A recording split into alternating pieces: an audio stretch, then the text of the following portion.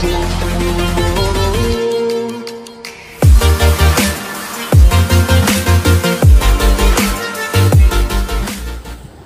Good morning my dear students. आज से हम लोग ग्रामर बुक पकड़ ले रहे हैं और ग्रामर बुक का सबसे पहला खंड है क और खंड क में आप लोगों को मिलेगा अपठित गद्यांश और काव्यांश, यानी इंग्लिश में जिसे कहते हैं, जो आप करके आ रहे हैं, हिंदी में भी आप लोगों ने किया है, वो है अनसीन पैसेज। अनसीन का मतलब है जिसको आपने कभी नहीं पढ़ा हो। हिंदी का वर्ड क्या है? अपठित। अपठित का मतलब है ये क्वेश्चन आप लोग इन क्वेश्चंस का आप लोग आंसर देंगे जो आप कभी नहीं पढ़े हो। बच्चों, इसमें थोड़ी सी समझ, थोड़ी सी बुद्धि चाहिए इसमें, इसको करने के लिए। तो अनसीन पैसेज में आपका दो प्रकार का रहेगा, एक है गद्यांश रहेगा और एक है काव्यांश। गद्यांश में आप लोगों का 9 मार्क्स के लिए आएगा और काव्यांश आएगा 6 मार्क्स के लिए। बच्चों, अब बोर्ड की ओर थोड़ा तरफ देखते हैं क्या है। बच्चों, पाठ अपठित गद्यांश और काव्यांश। गद्यांश का मतलब है प्रोज, काव्यांश का मतलब है पोएट्री। मार्क्स कितना है? 15 है दोनों का, एक में है 6, एक में है 9। इसका ऑब्जेक्टिव से बच्चों हिंदी भाषा के प्रति रुचि पैदा करना, यानी हिंदी भाषा के प्रति आपका अच्छा लगे, आपके उसके प्रति रुचि पैदा हो, ये होगा। दूसरा है हिंदी भाषा का शुद्ध ज्ञान, यानी लिखते लिखते आप लोगों को करते करते आप लोगों को इसका शुद्ध ज्ञान भी, नॉलेज भी बढ़ेगा, यानी आप सही ज्ञान भी इसको आपको मिलेगा हिंदी भाषा का। दूसरा है भाषा प्रयोग का अभ्यास। आप लिखते लिखते करते करते नई नई भाषाओं का, नई नई वर्ड्स आपको मिलता जाएगा, जो उसमें इसका आप प्रयोग करेंगे। नेक्स्ट है लेखन शैली का विकास, यानी राइटिंग स्किल्स भी आपकी बढ़ेगी। आप जितना लिखोगे आपका उतना ही भाषा के प्रति विकास होगा। नेक्स्ट है बौद्धिकता का विकास, यानी इंटेलिजेंस, यानी खास है इसमें अपठित गद्यांश और काव्यांश का खास बात है कि आपका बुद्धि का विकास भी यहाँ पर हो रहा है। बच्चों, अब मैं आपका अपठित गद्यांश का मुख्य बिंदुओं को बताने जा रही हूँ। मॉर्निंग माय डियर स्टूडेंट्स, आज आप लोगों को खंड क कराने जा रही हूँ, यानी आपके क्वेश्चन पेपर में खंड 4 रहेगा, क, ख, ग और घ। खंड ख में आएगा अपठित गद्यांश एवं काव्यांश। अपठित का मतलब है बच्चों जो कभी नहीं आपने पढ़ा हो। अब डेफिनेशन थोड़ा सा देख लीजिए। अपठित का अर्थ है जो कभी पढ़ा नहीं गया। इस प्रकार का गद्यांश पाठ्यक्रम से जुड़ा नहीं होता और अचानक ही पढ़ने के लिए दिया जाता है। बच्चों, ध्यान देकर सुनिएगा। अपठित गद्यांश में क्या होता है, आपको आपके क्वेश्चन पेपर में कहीं से भी एक पैराग्राफ दे दिया जाएगा और पैराग्राफ के अंदर ही आपका आंसर रहेगा। नीचे क्वेश्चंस रहेंगे, आपको पैराग्राफ को पढ़ना है और उसके बाद उसका नीचे दिया गया क्वेश्चन को देखकर आपको आंसर करना होगा। बच्चों, इंग्लिश में आप कर चुके हैं अनसीन पैसेज। अपठित गद्यांश का इंग्लिश वर्ड से अनसीन पैसेज ऑलरेडी आप लोगों ने इंग्लिश में बहुत कई क्लासेस में आप करके आए हैं। हिंदी में भी आप लोगों ने क्लास 6, 7 से आप लोगों का शुरू हो गया है, यहाँ तक कि आजकल 5 से भी कर दिया जाता है। तो अपठित गद्यांश पढ़ते समय आपको अपठित गद्यांश में 2 पार्ट आएगा। एक आएगा प्रोज से जुड़ा हुआ गद्यांश और एक है पोएट्री से जुड़ा हुआ, वो है पद्यांश। गद्यांश और पद्यांश। अब बच्चों, ये जब करने जाएंगे, इसका मेन मुख्य उद्देश्य है, यानी ऑब्जेक्टिव है आपके आपका बौद्धिकता का विकास हुआ कि नहीं, इसका खबर लेना, यानी आप इंटेलिजेंट है या नहीं, इसका भी यहाँ पर लेखा जोखा होगा। बच्चों, इसके लिए कुछ पॉइंट्स यहाँ पर दिया है, देखिए आप। गद्यांश को जब आप जब गद्यांश से या पद्यांश से, यानी प्रोज से या पोएट्री से जब आप करने जाएंगे आंसर्स, तो आपको कुछ पॉइंट पर बड़े ध्यान देना पड़ेगा। और यहाँ पर मैं कुछ पॉइंट से मैं आपको बता दे रही हूँ, एक्सप्लेन कर रही हूँ, मन लगाना। गद्यांश को 2-3 बार ध्यान से अवश्य पढ़ें।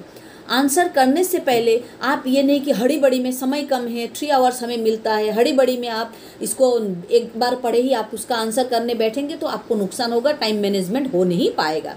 इसीलिए इस गद्यांश को, यानी प्रोज का पार्ट को हो या पोएट्री के पार्ट को हो, या आप कब से कब 2-3 बार आप पढ़ना। पढ़ने के बाद क्या करना, सेकेंड स्टेप क्या है आपका, उसका अर्थ एवं भाव हृदयंगम करे। यानी पढ़ लिया, पढ़ने के बाद उसका मीनिंग क्या है, क्या कहना चाहते हैं, उस पैराग्राफ पे खास बात क्या है, उसको आप दिल तक आप उस बात को पहुंचाना है। हृदयंगम का मतलब है दिल तक पहुंचाने की कोशिश कीजिए ताकि आंसर देने में आसान हो। तीसरा स्टेप देखिए, थर्ड नंबर देखिए, गद्यांश के मुख्य विचारांशों को रेखांकित कीजिए। अब इतना बड़ा सा एक पैराग्राफ है, आप हर चीज़ को अंडरलाइन नहीं कर सकते, इसीलिए जो लगता है कि आपको पढ़ाई के दौरान आप जब उसको रीडिंग कर रहे हैं एग्जाम हॉल में बैठकर, आपको लगता है कि इन लाइन्स को रेखांकित करना है। रेखांकित का इंग्लिश वर्ड है बच्चों अंडरलाइन करना है, आप अंडरलाइन करके रखिए ताकि आंसर करते समय आप उस पर आपका नोटिस फट से आप उसको नोटिस कर सके। आपका चौथा स्टेप है अनसीन पैसेज लिखने का, अनसीन पैसेज से क्वेश्चन आंसर्स करने का चौथा स्टेप है, शीर्षक का चयन करते समय प्रथम या अंतिम पंक्ति पर विशेष ध्यान दें। बच्चों प्रत्येक काव्यांश हो या गद्यांश हो, आपको शीर्षक लिखने दिया जाएगा। शीर्षक का मतलब है टाइटल, आपको टाइटल देना है, और टाइटल जब देंगे आपको टाइटल लंबा नहीं होना चाहिए, शॉर्ट होना चाहिए, ध्यान देना। एक बार तो मैंने देखा है कि कुछ बच्चे ऐसा करते हैं कि टाइटल के लिए शीर्षक दीजिए बोलते समय एक पैराग्राफ लिख देते हैं, पता नहीं कहाँ से लिख देते हैं। इसलिए हमेशा ध्यान देना कि शीर्षक जब कहा जाता है शीर्षक लिखिए, इस पैराग्राफ का, इस अनुच्छेद का शीर्षक दीजिए बोलते समय आप दो वर्ड्स 3 वर्ड्स मैक्सिमम 4-5 वर्ड्स के अंदर ही आप इसको खत्म कर देना। कभी कभी तो एक वर्ड भी होगा, तो अब ये कहाँ से खोजेंगे आप, इसीलिए आप क्या करना, प्रथम फर्स्ट और अंतिम लास्ट के पंक्तियों पर विशेष ध्यान दें। फर्स्ट लाइन और लास्ट लाइन में ध्यान देकर आप देखिएगा, आपका टाइटल शीर्षक वहीं पर आपको मिल जाएगा। नेक्स्ट 5th है, प्रश्नों को ध्यानपूर्वक पढ़ना चाहिए ताकि गद्यांश में से उचित उत्तर को लिखा जा सके।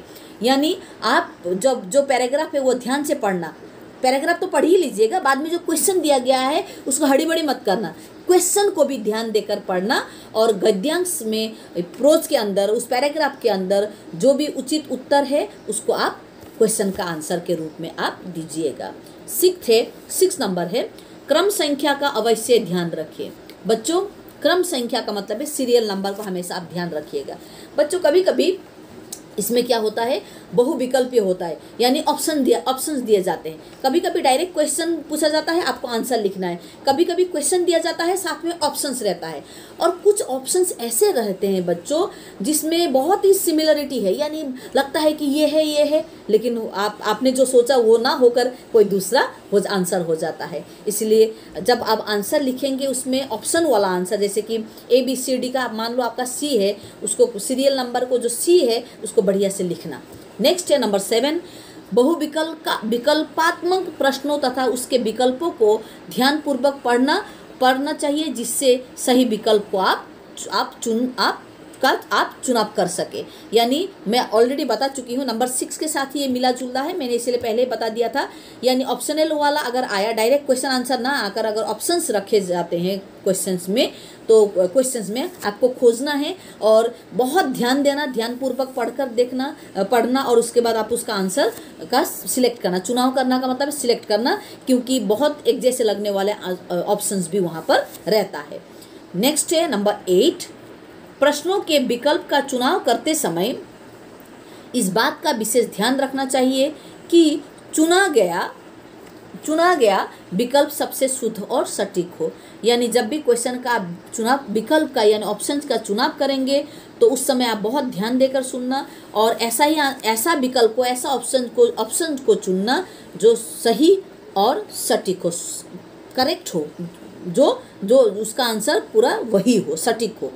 बच्चों अब अनसीन पैसेज करने जाते समय ये 8 पॉइंट्स को बड़ा मन लगाकर सुनना। अगर मैंने बढ़िया से कर दिया है, मेरी ओर से मैंने बढ़िया से कर दिया, अगर आपको समझने में एक बार में तकलीफ होती है तो 3-4 बार इसको घुमा फिरा कर देखिए और समझने की कोशिश कीजिए। अनसीन पैसेज का जो मार्क्स होता है वो मार्क्स आपको पूरा का पूरा ही मिलना चाहिए, क्योंकि मार्क्स स्कोर करने का ये सबसे बढ़िया और उत्तम तरीका है। आज के लिए इतना ही, आप सुरक्षित रहे। Thank you.